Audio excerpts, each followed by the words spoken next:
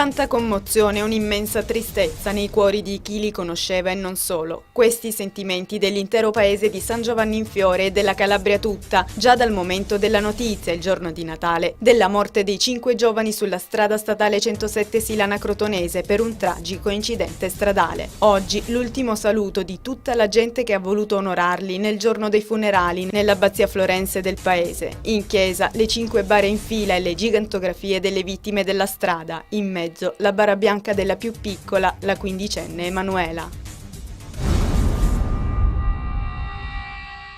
Carmelo Gallico, il latitante di 48 anni dell'omonima cosca di 'ndrangheta di Palmi, è stato arrestato dalla polizia italiana e spagnola in Plaza della Università a Barcellona. L'azione fulminea per bloccarlo non ha provocato disagi alle persone che si trovavano in quel posto. I particolari della cattura, avvenuta poco prima di Natale, sono stati illustrati contemporaneamente in 2 conferenze stampa a Reggio e a Barcellona. Carmelo Gallico si era rifugiato in Spagna per timore di essere colpito da una misura restrittiva.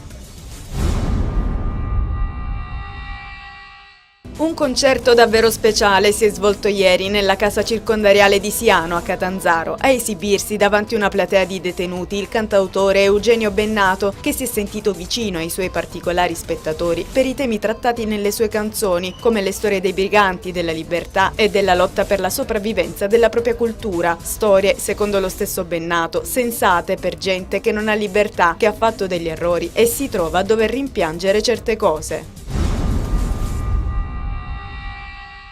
Ieri a Crotone è stata presentata alle 17 per la stampa e alle 21 la proiezione pubblica per chiunque volesse assistere all'evento, la prima del cortometraggio La cura, ideato da Giuseppe Papaleo con la regia di Saverino Giuliano. Il soggetto del corto è dello stesso Papaleo e della storia di un alchimista, Peppino Mazzotta, che scopre la cura per l'umanità distrutta da una situazione post-apocalittica. La location in cui sono state girate le scene, il bastione San Giacomo e la torre aiutante del castello di Carlo V di Crotone.